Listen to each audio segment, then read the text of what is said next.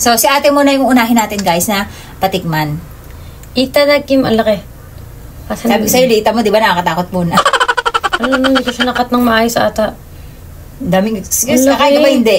Kakain ako, kaya lang sobrang laki. Ito na nga lang. Ako, naglalaway na ako. Itadakim, First time niya to, no? First time ko lang First siya. time niya yan tumikim, guys. Pero natatakam na siya kagad. Ang lasa. Actually, lasa siyang oyster. Nasang oyster pa. Ito yung part na may egg, guys. Paunahin natin siya. Ginawang taster. Wala ba yung maliit? Sobrang laki ng hiwa ko lahat.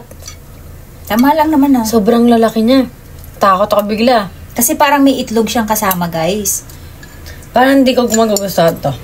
Masarap yan, mas malinamnam yan. Honest lang ako Mas malinamnam yan, alam ko.